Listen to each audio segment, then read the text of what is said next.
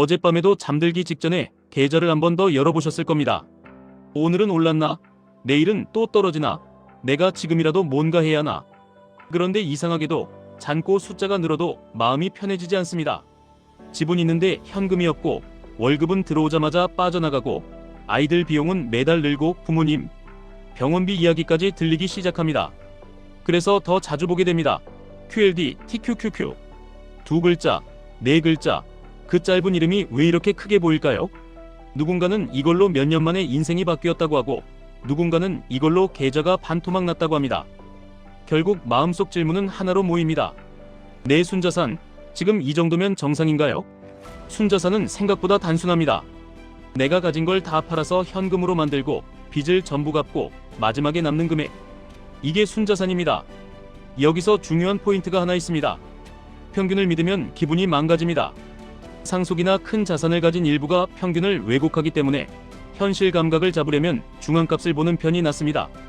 내가 지금 어디쯤 있는지 괜히 자존감만 깎아먹지 않으려면 말입니다. 자료마다 시기와 표본이 달라 수치는 달라질 수 있지만 대략적인 흐름은 비슷합니다. 젊을 때는 순자산이 낮습니다. 소득이 낮고 대출이나 초기 정착 비용이 큽니다. 시간이 지나며 올라갑니다. 소득이 안정되고 자산을 보유하는 시간이 쌓이기 때문입니다. 그리고 어느 시점부터는 다시 흔들립니다. 자녀 교육비, 생활비, 건강비용, 은퇴 준비로 현금이 빠져나가기 시작하기 때문입니다. 어떤 자료에서는 20살 대 후반까지 순자산 중앙값이 5천만 원 안팎, 그 다음 구간에서 1억대 중반, 그 다음은 2억대 후반에서 3억대 초반까지 올라가다가 은퇴 구간으로 가면 다시 내려가는 흐름을 보여줍니다. 그리고 상위 10%로 가려면 10억 원 전후의 순자산이 필요하다는 식으로도 나옵니다. 여기서 중요한 건 숫자 그 자체보다 구조입니다. 대부분의 사람은 순자산이 늘어도 체감이 없습니다. 왜냐하면 현금 흐름이 여전히 불안하기 때문입니다. 집값이 올랐다고 해서 오늘 장보기 비용이 줄어드는 건 아니니까요. 그래서 사람들은 어느 순간부터 통장 대신 차트를 봅니다.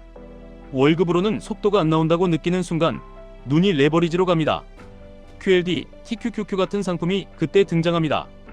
이 상품들의 매력은 간단합니다. 나스닥 100 지수가 하루 오르면 QLD는 대략 2배, TQQQ는 대략 3배를 추종하도록 설계되어 있습니다. 그러니 상승장이 길게 이어지면 체감이 다릅니다. 남들보다 빨리 따라잡는 느낌, 이걸로 한 방에 해결할 수 있을 것 같은 느낌. 특히 지금처럼 은퇴라는 단어가 자주 떠오르고 내 몸의 회복 속도가 예전 같지 않고 시간의 가치가 달라지는 구간에서는 더 강력합니다. 그런데 여기서 냉정하게 한번 멈춰야 합니다. 레버리지는 빠르게 부자가 되는 도구이기도 하지만 빠르게 흔들리는 도구이기도 합니다. 상승장에서는 친구가 됩니다. 하지만 하락장에서는 마음을 먼저 무너뜨립니다. 계좌가 흔들리면 사람은 판단이 아니라 감정으로 움직입니다. 그리고 감정으로 움직이는 순간 대부분의 손실은 확정됩니다. 중요한 이야기를 하나 드리겠습니다. 레버리지 ETF는 장기 우상향만 믿고 무작정 들고 가면 된다는 식으로 접근하면 위험합니다. 같은 지수를 추종한다고 해도 일별 수익률을 증폭시키는 구조 때문에 변동성이 큰 구간에서는 결과가 달라질 수 있습니다. 옆으로 흔들리는 장이 길어지면 체감 수익이 기대와 다르게 나올 수 있습니다. 그리고 큰 하락이 오면 회복에 시간이 오래 걸립니다. 이건 의지가 약해서가 아닙니다. 구조가 그렇습니다. 여기서 현실적인 장면을 하나 떠올려 보겠습니다. 집이 있고 순자산이 2억, 3억이라고 말은 할 수 있습니다. 그런데 대출이 남아있고 관리비와 보험료가 있고 아이들 비용이 있고 예상치 못한 병원비가 생기면 체감은 마이너스입니다. 그래서 사람들은 말합니다. 나는 서류상으로는 괜찮은데 왜 이렇게 불안하지? 이 불안이 바로 레버리지로 달려가게 만드는 연료입니다. 이제 중요한 전환을 해보겠습니다. 연령별 순자산이 어느 정도여야 하느냐? 이 질문의 진짜 목적은 하나입니다. 내가 지금 가고 있는 길이 맞는지 확인하고 싶다는 겁니다. 그리고 더 솔직한 목적은 이겁니다. 앞으로 늦지 않게, 내 삶이 무너지지 않게 속도를 내고 싶다는 겁니다. 이때 QLD, TQQQ는 선택지가 될 수 있습니다. 하지만 조건이 있습니다. 이건 인생을 바꾸는 주력 엔진이 아니라 엔진 옆에 달린 터보 같은 걸로 다뤄야 합니다. 터보는 잘 쓰면 추월을 돕습니다. 하지만 브레이크가 약하거나 노면이 젖어 있으면 사고를 냅니다. 그럼 브레이크는 뭘까요? 첫째, 내 현금 흐름입니다. 레버리지를 하기 전에 최소 몇 개월치 생활비가 확보되어 있어야 합니다. 그래야 하락장에서 억지 매도를 안 합니다. 둘째, 내 부채 구조입니다. 변동금리 대출이 크고 이자 부담이 빠듯한데 레버리지 비중이 커지면 불안이 2배, 3배로 증폭됩니다. 셋째, 내 성향이 아니라 내 행동 기록입니다. 나는 공격적이다. 나는 버틸 수 있다. 말로는 누구나 합니다. 하지만 계좌가 20% 빠졌을 때 잠이 오던가 그게 진짜입니다. 여기까지 들으시면 이런 반응이 나옵니다.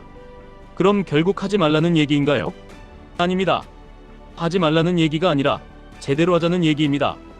특히 지금 구간에서는 제대로가 아니면 손실보다 후회가 더 큽니다. 손실은 숫자지만 후회는 삶의 에너지 자체를 빼앗기 때문입니다. 그럼 제대로 하는 그림을 그려보겠습니다. 핵심은 딱 3가지입니다. 하락을 견딜 수 있는 구조, 매수를 반복할 수 있는 규칙, 수익이 났을 때 지키는 습관. 하락을 견딜 수 있는 구조부터 말씀드리겠습니다. 레버리지의 가장 큰 적은 하락이 아니라 하락이 길어지는 시간입니다. 시간이 길어지면 사람은 지칩니다. 지치면 끝이 안 보이기 시작합니다. 그래서 구조가 필요합니다. 전체 자산에서 레버리지가 차지하는 비중을 제한하는 이유가 여기 있습니다. 예를 들어 전부를 QLD, TQQQ로 넣는 순간 계좌는 투자 계좌가 아니라 감정 실험실이 됩니다. 반대로 일부만 두면 하락이 와도 숨을 쉴 수 있습니다. 숨을 쉬어야 다음 행동을 할 수 있습니다. 다음은 매수를 반복할 수 있는 규칙입니다. 레버리지를 할 때 가장 나쁜 습관은 올랐을 때 따라붙는 겁니다. 그때는 흥분이 판단을 이깁니다. 그리고 꼭 그 다음에 조정이 옵니다. 그래서 기준을 차트가 아니라 내 규칙으로 둬야 합니다. 예를 들어 지수가 일정 기간 평균선 아래로 내려오는 구간에서만 분할로 들어간다. 한 번에 다 사지 않고 가격이 내려올수록 나눠 산다. 이런 단순한 규칙이 사람을 살립니다. 규칙은 똑똑해서가 아니라 감정을 못 믿어서 필요합니다. 세 번째는 수익이 났을 때 지키는 습관입니다. 레버리지에서 수익을 보는 사람들의 공통된 실패는 이겁니다. 오를 때는 더 오를 것 같아서 못 팔고 떨어질 때는 본전 오면 팔겠다고 다짐합니다. 그런데 시장은 내 본전을 신경 쓰지 않습니다.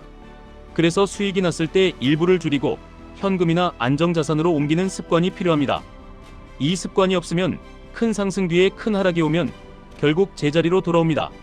상승 구간을 통째로 겪고도 남는 게 없는 상태가 됩니다. 여기서 연령별 순자산 이야기로 다시 돌아가 보겠습니다. 왜 그 영상이 많은 사람을 흔드나요? 중앙값을 보여주면서 나만 뒤처진 것 같은 감정을 건드리기 때문입니다. 그리고 상위 10% 숫자를 보여주면서 현실의 벽을 보여주기 때문입니다. 그 순간 마음이 급해집니다. 급해지면 사람은 빠른 도구를 찾습니다. 그래서 QLD, TQQQ가 떠오릅니다. 이 흐름은 자연스럽습니다. 문제는 자연스럽게 떠오른 선택이 항상 올바르지는 않다는 겁니다. 여기서 제가 제안드리는 관점은 이겁니다. 순자산 목표를 숫자로만 두지 마시고 단계로 두십시오.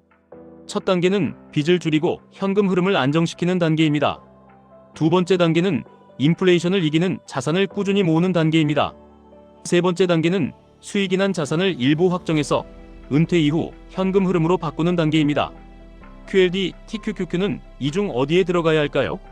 두 번째 단계에서 제한된 비중으로 속도를 보조하는 도구로 들어가는 게 가장 현실적입니다. 세 번째 단계에서는 비중을 줄이거나 수익 일부를 현금 흐름 자산으로 옮기는 방식이 더 어울립니다. 왜냐하면 은퇴에 가까워질수록 내 인생에서 가장 비싼 자원은 시간이기 때문입니다. 회복에 걸리는 시간이 길어지면 수익률보다 마음의 비용이 커집니다. 이쯤에서 많이 나오는 예상 질문을 한번 정리해 보겠습니다. 첫째, 지금 들어가도 늦지 않았나요? 라는 생각이 듭니다. 늦었냐 아니냐보다 중요한 건 들어간 뒤에 견딜 수 있느냐입니다.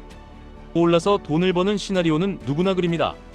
진짜 시나리오는 내려갔을 때도 그릴 수 있어야 합니다. 내려갔을 때 추가 매수를 할 건지 멈출 건지 줄일 건지 그게 없으면 늦은 게 아니라 위험한 겁니다. 둘째, 폭락하면 언젠가는 오르지 않나요? 라는 믿음이 있습니다. 장기 우상향의 믿음은 강력합니다. 하지만 그 믿음이 내 삶의 일정표와 맞아야 합니다. 언젠가 오른다와 내 생활이 버틴다는 다른 이야기입니다. 내가 버티지 못하면 언젠가는 오기 전에 팔게 됩니다.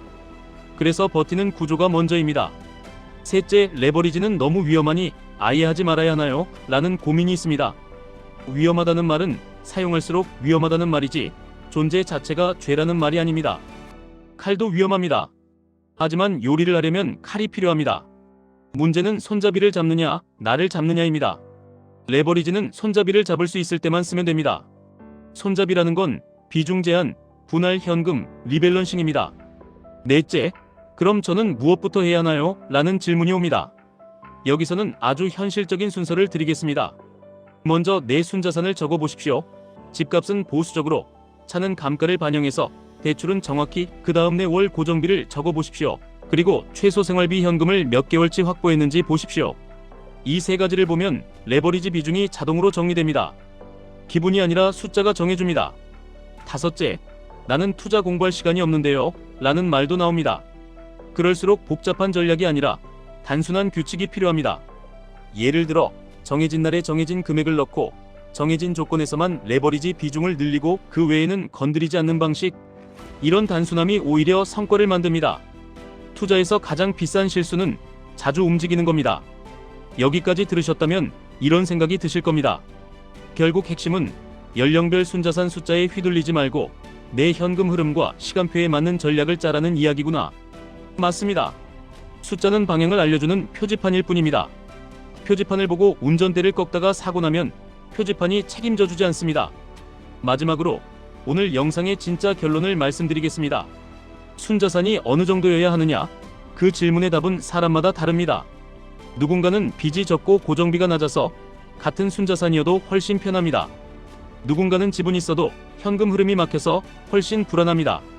그래서 비교의 기준은 남이 아니라 내 현금 흐름이어야 합니다. 그리고 그 현금 흐름을 지키면서 자산을 키우고 싶을 때 QLD, TQQQ는 강력한 도구가 될 수 있습니다. 단, 도구는 계획 속에 들어가야 합니다. 계획 밖의 레버리지는 희망이 아니라 도박이 됩니다. 오늘 이 영상은 투자 권유가 아닙니다. 일반적인 정보와 관점 공유입니다. 상품 선택과 매매 판단은 본인 책임이며 손실이 발생할 수 있습니다. 다만 한 가지는 확실히 말씀드릴 수 있습니다. 지금 당신이 느끼는 불안은 게으름의 증거가 아니라 책임감의 증거입니다. 가족을 지키고 싶고 노후를 무너뜨리고 싶지 않고 지금이라도 방향을 잡고 싶다는 마음이기 때문입니다. 그 마음을 급함으로 쓰지 마시고 규칙으로 바꿔주십시오. 그 순간부터 순자산은 숫자가 아니라 통제감이 됩니다. 그리고 통제감이 생기면 QLD, TQQQ 같은 빠른 도구도 두려움이 아니라 전략으로 다룰 수 있습니다. 다음 영상에서는 실제로 많은 분들이 실수하는 패턴, 올라갈 때 따라붙는 매수, 떨어질 때 본전 집착, 수익 구간에서 못 파는 습관, 이 세 가지를 어떻게 끊는지, 그리고 레버리지를 쓰더라도 마음이 무너지지 않게 만드는 아주 단순한 루틴을 말씀드리겠습니다. 오늘 영상이 도움이 되셨다면 지금 바로 본인 순자산을 대충이라도 적어보시고 고정비와 대출, 그리고 현금 보유기간, 이 세 가지를 적어보십시오. 거기서부터 전략이 시작됩니다.